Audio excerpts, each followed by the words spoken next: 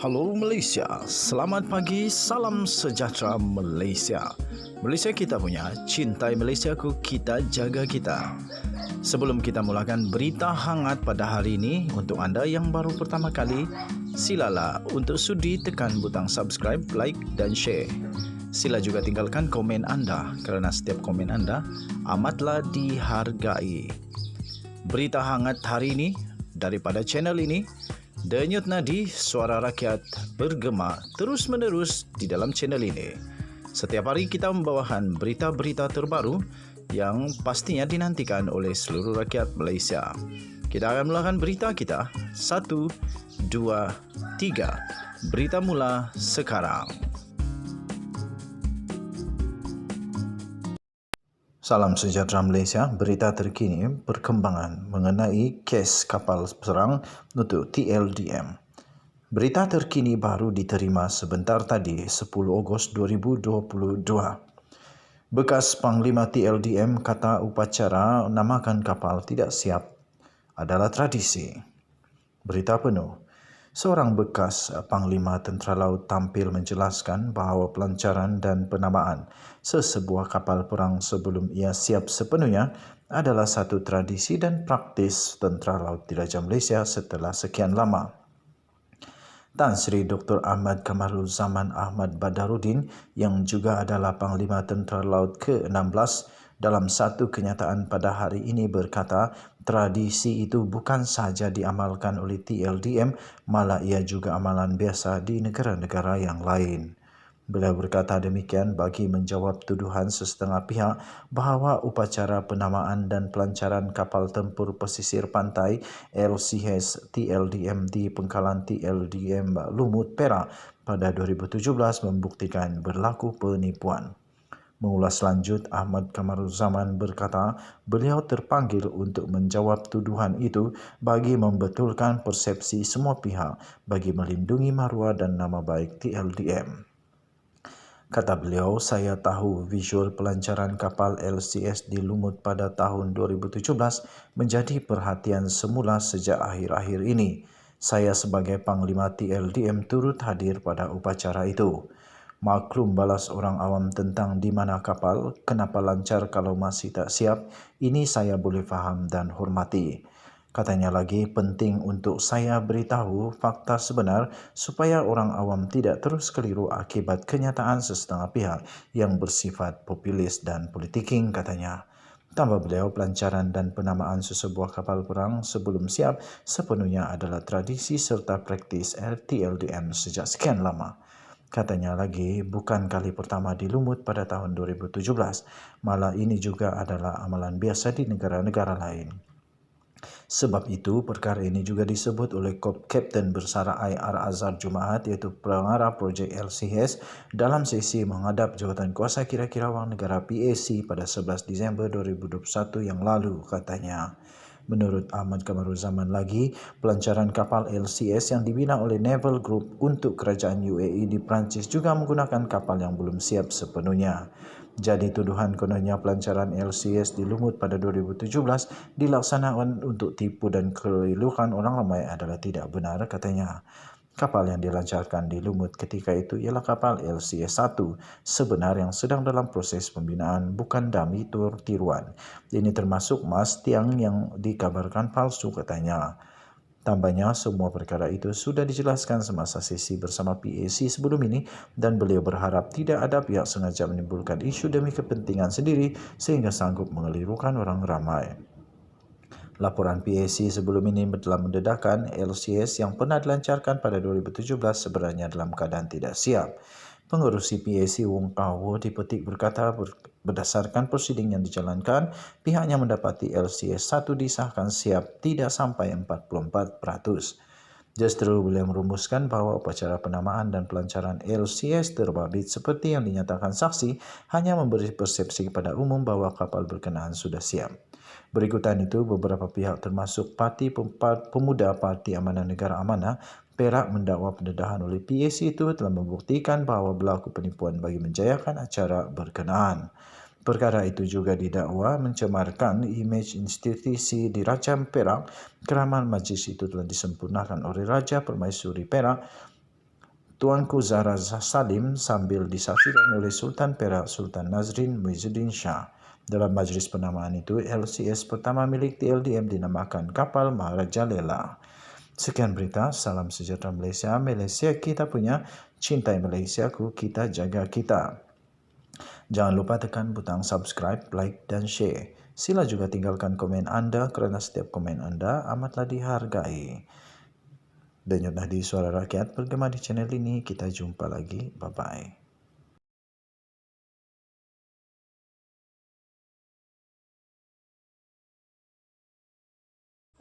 Halo Malaysia, selamat pagi, salam sejahtera Malaysia. Malaysia kita punya, cintai Malaysiaku, kita jaga kita. Sebelum kita mulakan berita hangat pada hari ini, untuk anda yang baru pertama kali, silalah untuk sudi tekan butang subscribe, like dan share. Sila juga tinggalkan komen anda kerana setiap komen anda amatlah dihargai. Berita hangat hari ini daripada channel ini, Denyut Nadi Suara Rakyat bergema terus-menerus di dalam channel ini. Setiap hari kita membawakan berita-berita terbaru yang pastinya dinantikan oleh seluruh rakyat Malaysia. Kita akan mulakan berita kita. 1, 2, 3. Berita mula sekarang. Salam sejahtera Malaysia, selamat pagi. Berita terkini daripada sinarharian.com.my bertajuk skandal penyelewengan LCH akan tumbangkan BN dalam PRU 15. Berita penuh Johor Bahru dikemas kini.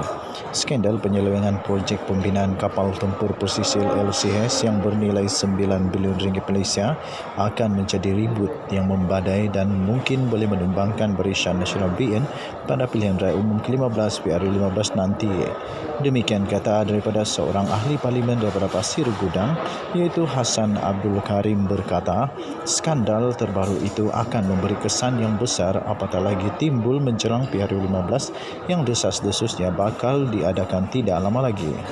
Katanya dalam kenyataan itu, dalam isu skandal rasuah LCS ini, mereka yang patut bertanggungjawab ialah pemimpin besar UMNO dan Barisan Nasional BN. Isu skandal kapal tempur LCS yang terdedah sekarang akan mengundang ribut untuk menuruntuh dan menumbangkan sekali lagi UMNO BN dalam PRU yang akan datang, katanya dalam satu kenyataan pada Selasa. Projek pembinaan LCH adalah perolehan terbesar dalam sejarah Kementerian Pertahanan dengan kos keseluruhan sebanyak 9 bilion ringgit Malaysia. Kontrak bagi projek itu bermula pada 2013 dan dijangka siap dalam masa 10 tahun. Kamis lalu, PAC dalam laporannya menyatakan kerajaan sudah pun membayar sebanyak RM6.083 bilion untuk projek 5 kapal LCH kepada Boston Naval Shipyard Sdn Bhd BNS yang dilaksanakan secara rundingan telus, namun tiada kapal yang diterima setakat ini.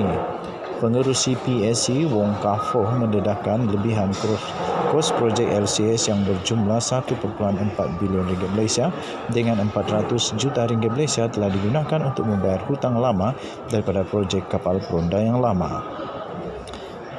Hassan berkata isu skandal itu mengakibatkan kerajaan campuran BN Perikatan Nasional kini berdepan dengan kemunculan satu lagi skandal rasuah, pecah amanah jenayah, salah guna kuasa dan pelupusan wang haram. Perkembangan itu katanya amat mengejutkan kerana wang rakyat sebanyak 6.083 bilion ringgit Malaysia telah dibayar bagi kontrak sebanyak 9 bilion ringgit Malaysia untuk mendapatkan 5 buah kapal LCH untuk Tentera Laut Diraja Malaysia TLDM sejak 2011. Namun sehingga sekarang sebuah kapal LCH pun tidak sampai. Beliau percaya skandal tersebut akan menjadi satu lagi gelombang baru yang akan memusnahkan BN seperti mana isu-isu nasional yang melanda sebelum ini dalam PRU 13 dan PRU 14. Katanya yang juga adalah ahli jawatan kuasa khas mengenai rasuah JKMR Suruhanjaya Pilihan Raya Malaysia ASPRM, pada PRU 13 sekitar 2013 negara telah didedahkan dengan skandal National Feedlot Corporation NFC yang melibatkan 250 juta ringgit Malaysia. Projek kerajaan untuk ladang ternakan lembu gagal. Duit salah digunakan untuk membeli kondo mewah.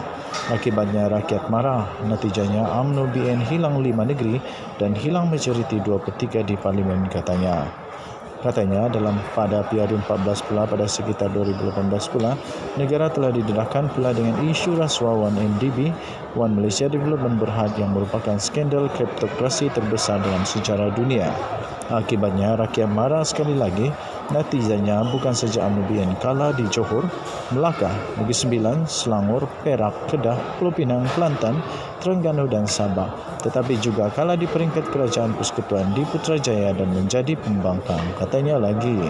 Sekian berita, salam sejahtera Malaysia. Terima kasih kerana sentiasa bersama-sama dengan channel ini. Jangan lupa tekan butang subscribe, like dan share.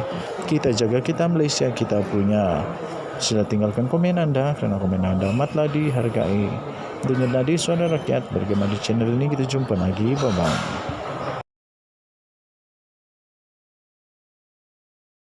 Salam sejahtera Malaysia. Selamat pagi tuan-tuan dan puan yang dihormati sekalian sekali lagi. Hari ini 3 hari bulan Ogos. Dah 4 hari bulan Ogos dah. 4 hari bulan Ogos. Tak lama lagi Najib Razak akan ditentukan keputusannya dalam SRC International Sdn Berhad. Denyut nadi suara rakyat bergema di channel ini. Tuan-tuan dan puan yang dihormati sekalian, baru saja diterima satu dokumen yang sangat penting dan sahih menyatakan berapa sebenarnya kekayaan Najib Razak, berapa sebenarnya aset Najib Razak. Dan aset ini Najib Razak telah dedahkan sendiri, dan ini telah diterbitkan di banyak tempat. Saya ambil berita ini daripada hmetro.com.my.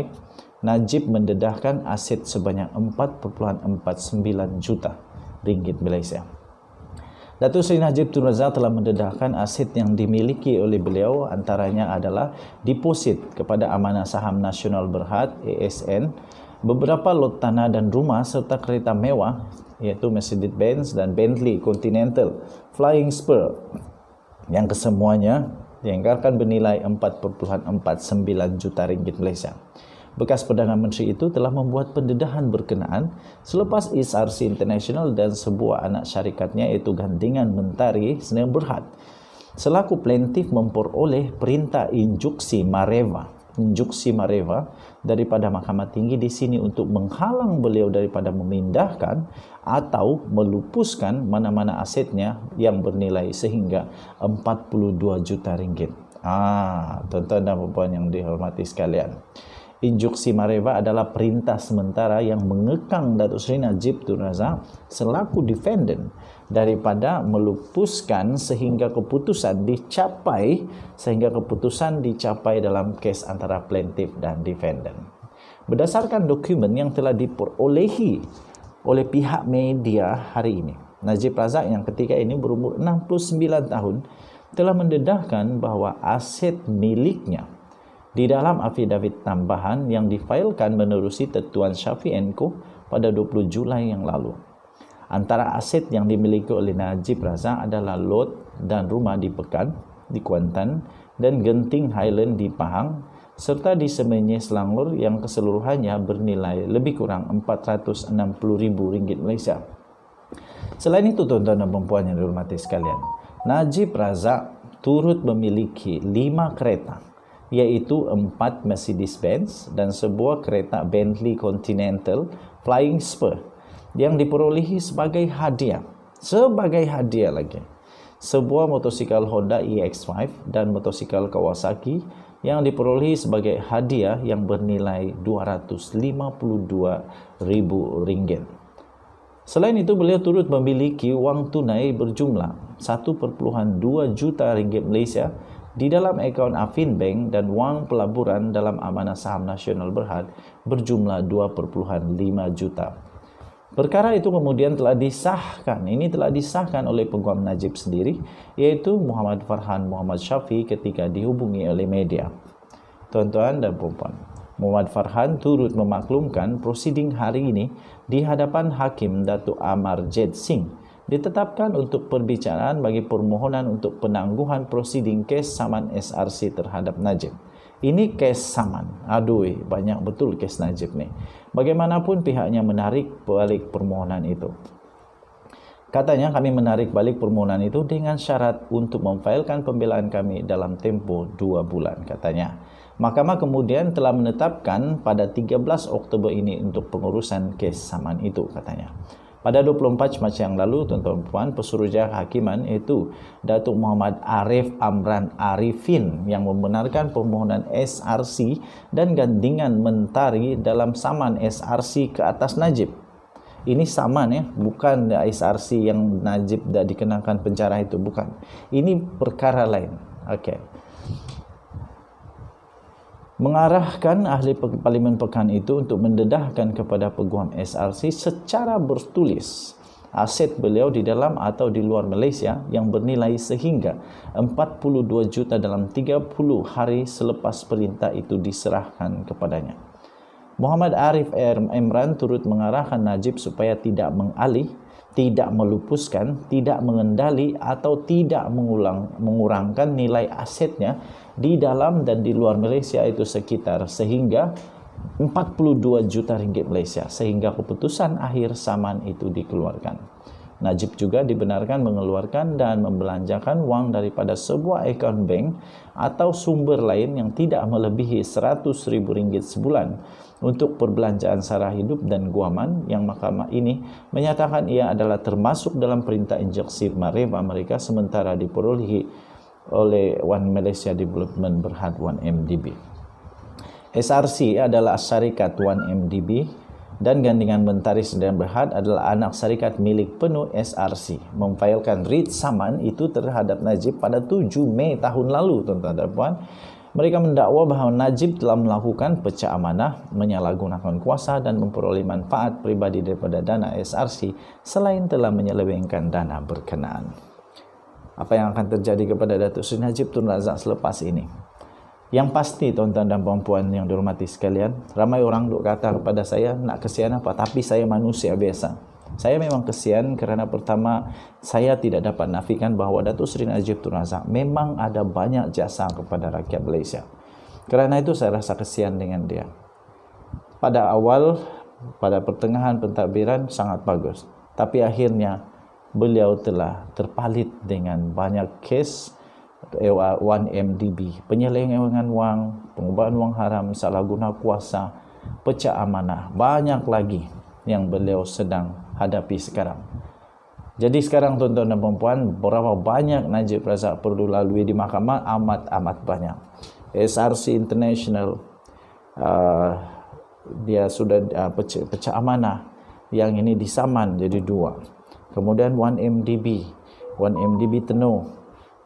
Lepas itu adalah pengubahan audit. Lepas itu di perbendaharaan negara, lembaga hasil dalam negeri. Aduh, pening kepala. Kalaupun Datuk Seri Najib Tun Razak tidak dipenjarakan, dia akan tetap turun naik mahkamah juga sehingga kes 1MDB ini selesai. Tidak tahu bila boleh selesai, tapi kita percaya dengan kehakiman perundangan di negara Malaysia pasti akan membuat perbicaraan terbaik, adil, saksama dan tidak berat sebelah. Saya percaya dengan mahkamah, saya percaya perundangan negara Malaysia antara yang terbaik di dunia. Jadi saya tidak ada apa-apa keraguan dengan perundangan Malaysia. Kalau Najib menang, tahniah diucapkan. Kalau dia kalah, apa boleh buat? Nasi sudah jadi bubur, kena hadapi, itulah konsekuensi daripada perbuatan. Okey? Rakyat boleh memaafkan tapi tidak akan melupakan. Denyut nadi suara rakyat bergema di channel ini. Jangan lupa tekan butang subscribe, like dan share. Selamat menyambut bulan kemerdekaan. Belum hari kemerdekaan tapi bulan kemerdekaan, dan pada bulan September nanti untuk Hari Malaysia. Kita jumpa lagi.